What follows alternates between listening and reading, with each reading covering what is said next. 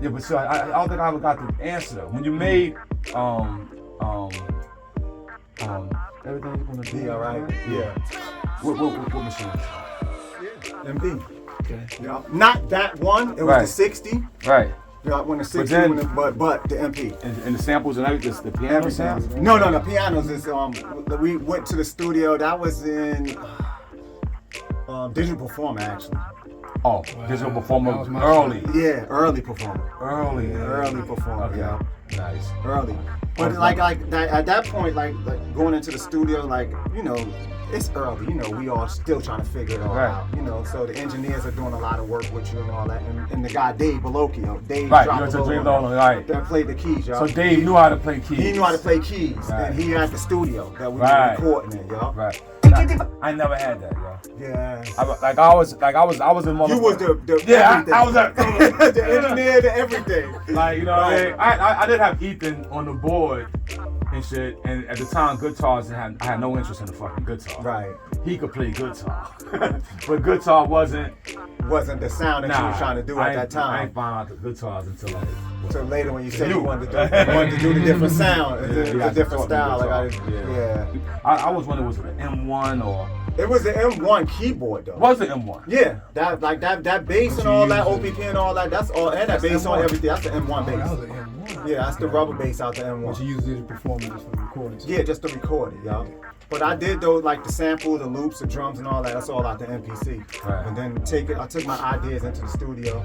And even before that, like OPP, I didn't even have the drum machine when I did OPP. Wow. Nah. That's 4-track? That straight in, did everything in the studio. I just came in with records like, hey, nice.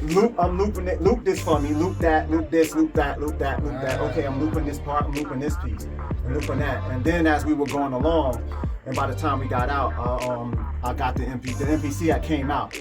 And then I picked that up, and then we weren't finished the album yet. So I did Guard Your Grill and Everything's Gonna Be Alright. Those two records off the first album on the MPC. Everything else was all loops in the studio.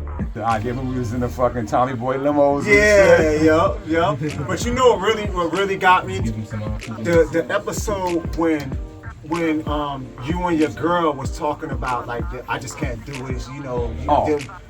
That hit home. I went through that same. Seriously. I went through the same exact thing. Me and my wife, same thing. Right. She just would tell me like later. She was just like, it was nights. I'll just cry myself to sleep because you just sat in there on the beat machine all night and just I'm in the next room. You don't see the other side of it. Yeah. As an artist, you don't see the other side of what our loved ones is going through. Right. You know what I mean? We just so focused. Yeah. So tunnel vision. We just so focused. You lose. Yeah. You're gonna lose something. Yeah, you're going to, y'all. Wow. But in the end, the real ones, like, you know. Yeah. Well, you got children, so that's the. Yeah. My son that's my firstborn son. Oh, okay. What's up, man? Yeah, man. Like, you know, they go through that same struggle. They right with you, man. Like, they feel it with you, man. So, but like you said, it's a little bit different from you because they going through something totally different. Yeah, totally emotional. We just so focused on those beat machines all day, man. That they just feeling it, yo. And you had the same underarm problems too and shit. I try to point that out. Those hits live though. Yeah. But when people see the fruits of it later, you know, they don't really understand. Like we do because we know we how much time that we put in, and we try to explain to these guys like, listen, dude, like it's a fight and it's a struggle, man. A lot of time. And even my wife, she be explaining to my kids like, yo, you just don't know how much time your dad put into this in the early days, man. Right. So we was just talking about that earlier, me and some of the Wu brothers, about even the tours and everything, that you be gone, you know, and you turn around and your son is 18 years old. Yeah. You know I missed a lot. Yeah, my oldest son, he's 30 now, but I missed a lot of his childhood. A lot of your plans, you had plans. Like, I'm gonna read this book to him.